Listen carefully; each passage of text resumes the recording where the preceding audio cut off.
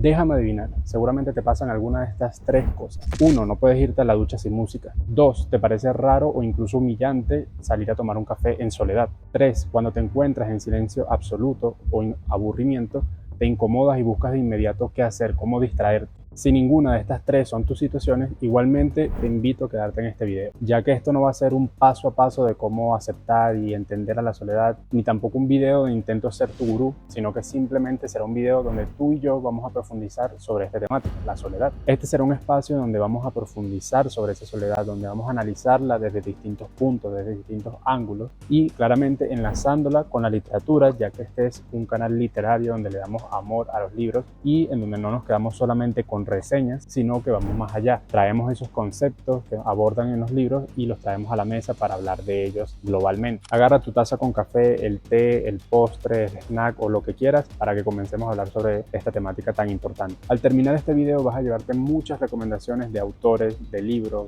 frases y muchas reflexiones importantes. Y sin más nada que decir, comencemos. Bueno, lo primero a discutir. ¿De dónde viene ese miedo a la soledad?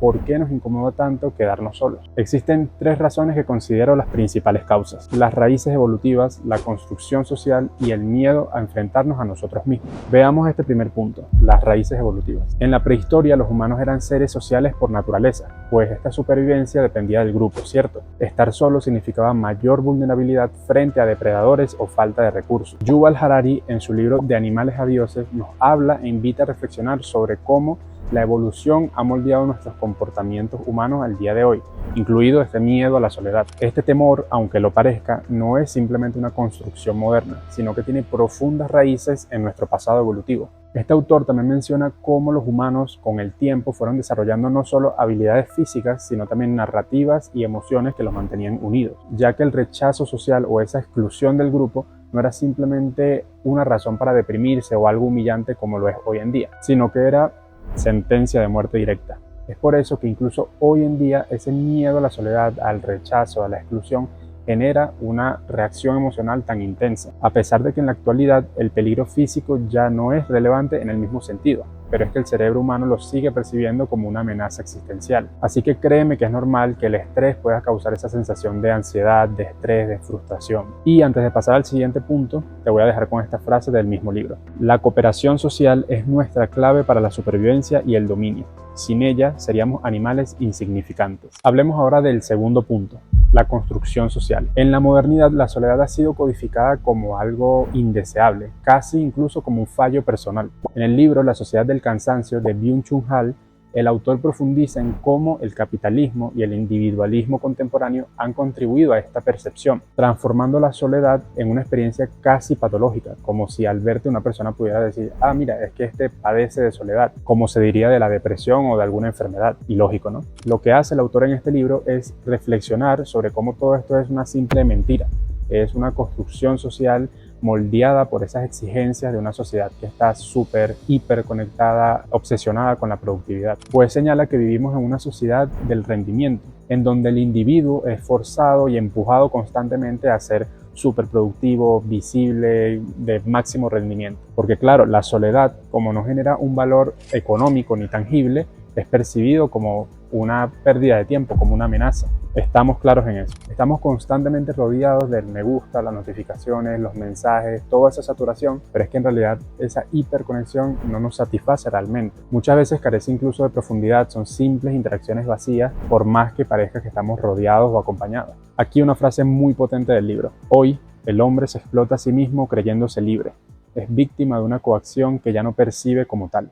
Bueno, hasta ahora estos dos puntos escapan un poco como de nuestra responsabilidad, pero este último sí que podemos controlarlo y es el miedo a enfrentarnos a nosotros mismos. Ahora vamos a asociar este otro concepto a un libro muy bueno, Cartas a un joven poeta, de Rainer Maria Rilke. No sé si lo pronuncié bien, supongo que no. Las reflexiones de Cartas a un joven poeta llegan a ser bastante íntimas, atemporales y profundas. Reflexiones sobre los miedos más importantes del ser humano, y entre ellos el miedo a enfrentarse a uno mismo. A lo largo de estas cartas, Rilke anima a su joven corresponsal a aceptar esa soledad y abrazar las incómodas verdades que notamos al vernos reflejados en el espejo del alma. Según el autor, este miedo está directamente relacionado con nuestras inseguridades, con ese miedo al juicio interno y la necesidad de reconciliarnos con con esas partes de nosotros que simplemente preferiríamos evitar. La cosa es que en realidad enfrentarnos a nuestro propio silencio, a nuestra propia soledad, a nuestra propia incomodidad, nos lleva a un crecimiento. Todo eventualmente, por supuesto, ya que al principio es más lo que se sufre que lo que se logra, pero luego se le da la vuelta.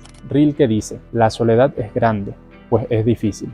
Y casi todo lo que es grande es difícil. En esos momentos de soledad, de silencio absoluto, todos nuestros miedos, todo lo que somos y lo que no queremos aceptar de nosotros mismos se sienten, están en el ambiente, te perturba, te martilla ahí todo el rato. Entonces abrazar y aceptar esta soledad implica todo eso, implica aceptar esos pensamientos, esas sensaciones, todo eso que nos abruma. Pero adivina qué, es justo en ese espacio doloroso en donde aparecen todas las respuestas. Ok, entiendo las razones, me ayudó a comprender por qué me siento incómodo o incómoda con la soledad, pero ¿qué? ¿Esto se queda así o podemos profundizar más? Dime. Por supuesto que vamos a profundizar más. Podríamos hablar horas y horas sobre la soledad, pero bueno, tampoco quiero caer en la redundancia.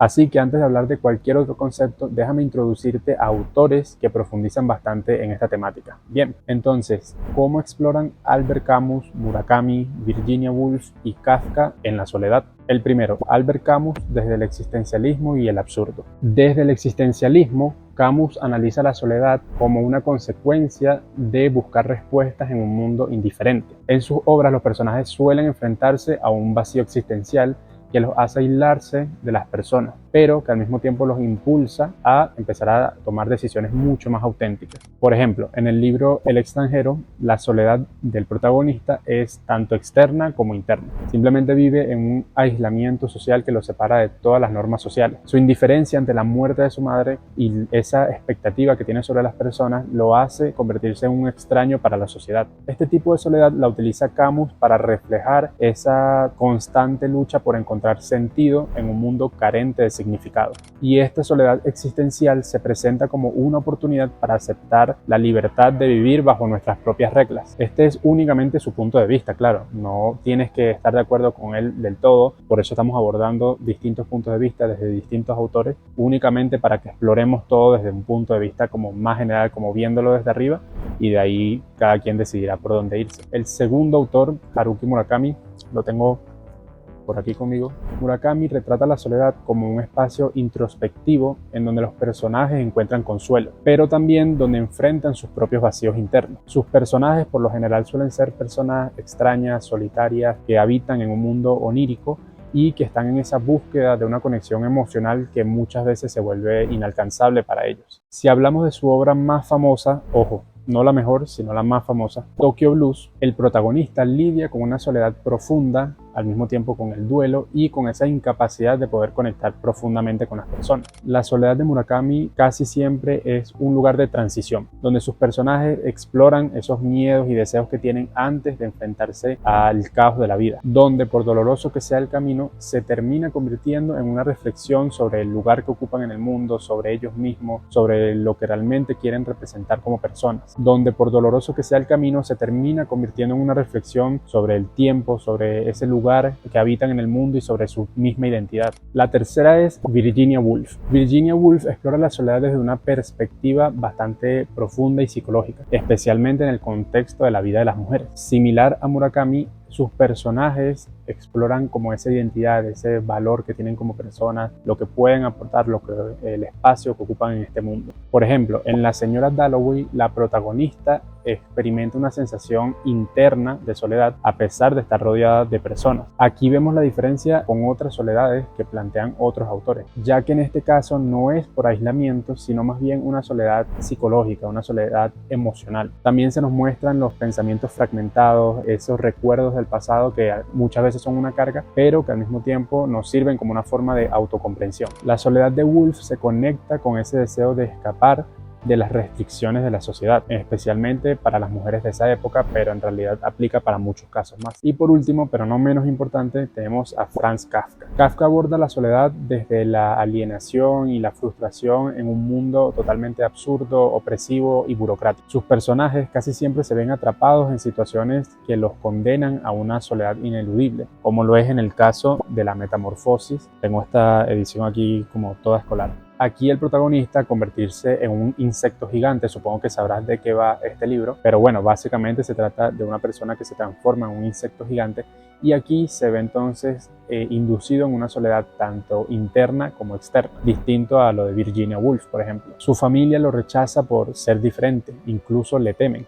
Y claro, bueno, en este caso tiene sentido porque está convertido en un insecto gigante, pero es un reflejo de lo que pasa en la realidad muchas veces. Kafka nos presenta la soledad como una condición inevitable en un mundo en donde las estructuras sociales y culturales nos quitan por completo el individualismo, nos quitan esa originalidad. Básicamente una soledad causada porque al intentar ser diferentes o más bien ser nosotros mismos, nos miran raro, nos ven como personas extrañas, como si todos tuviésemos que ser iguales o fingir serlos para poder encajar. Y bueno, aquí podríamos mencionar a muchos autores más, pensé en mencionar a filósofos como Nietzsche, como otros más, pero bueno, esto podría dar para un video completo, un video aparte. Déjame en los comentarios si te gustaría ver este video para saber si lo hago o no, pero por eso me quedé con solamente autores más como de novelas, pero que profundizan muy bien en esta temática. Ahora bien, ¿notas algún patrón en estos ángulos y en estos autores? Aunque cada persona vive su soledad a su manera, si tuviera que